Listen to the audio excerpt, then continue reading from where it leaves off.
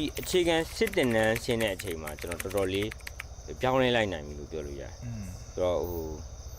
ကျွန်တော်ရွေးချယ်ရမှာကျွန်တော်ကဒီကြပြဆရာ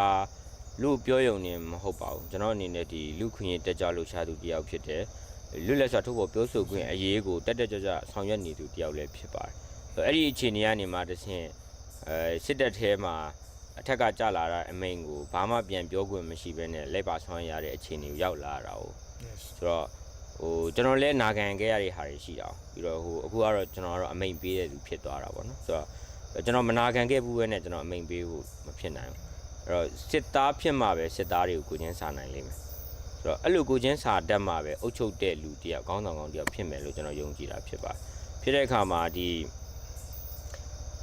ကျွန်တော်ကုတကယ်ပြောင်းပလိုက်ရတာပေါ့ပြောင်းပလိုက်ရတာပေါ့ဒီအဲ့လိုပြောင်းလဲလိုက်လို့ကျွန်တော်တို့ရဲ့ဒီရင်ထဲမှာရှိတဲ့ကြပြဆရာဖြစ်မှု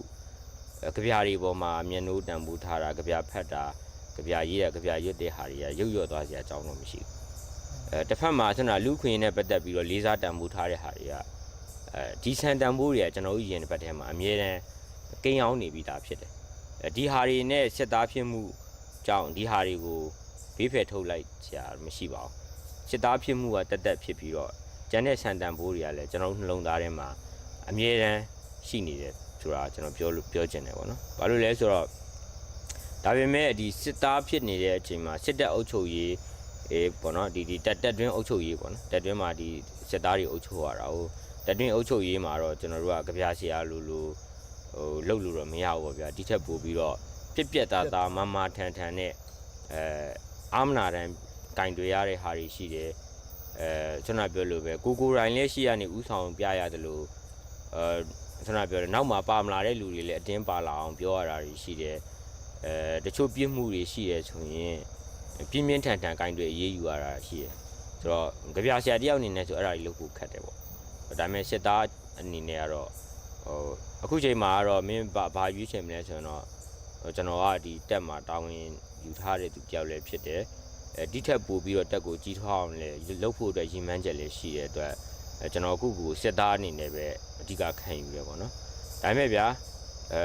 တကယ်လို့ဒီတိုက်ပွဲထဲမှာကြာသွားလို့ကျွန်တော်တည်သွားရမယ်ဖြစ်ဖြစ်ကျွန်တော်အုပ်ကူမှာကြပြဆရာမောင်ဆောင်ခအနေနဲ့ပဲထိုးပေးပါဆိုတော့ကျွန်တော်အမြဲတမ်းပြောပြတယ်ကျွန်တော်ရဲဘော်တွေပေါ့တဲ့မလားဘာလို့ဆိုတော့ဒါစစ်သားဘဝဆိုတာခဏတာဖြစ်ပါတယ်ဒီတော်လန်ကြီးကာလမှာကျွန်တော်တို့ဟာမဖြစ်တာတဲ့အဆုံးရွေးချယ်စရာမရှိတော့တဲ့အဆုံးကိုလက်နက်ကင်မှု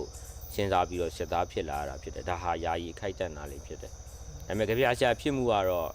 အစိုးရကနေอ่ะပေါ့နော်ရေရှည်ဖြစ်တယ်တက်စာဖြစ်တယ်ဖြစ်နိုင်ရင်နောက်ဘဝထိအောင်တည်သွားကြတယ်ဆိုတော့အဲ့ဒါမျိုးပေါ့အဲ့တော့ပြောချင်တာကဒီနှစ်ခုကဒွိဟဖြစ်တယ်ဆိုပေမဲ့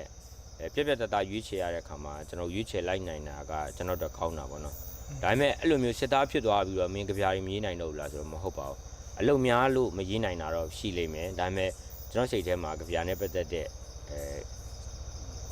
ခံစားချက်တွေအတွေးမြင်တွေကအမြဲရှိတယ်ပေါ့နော်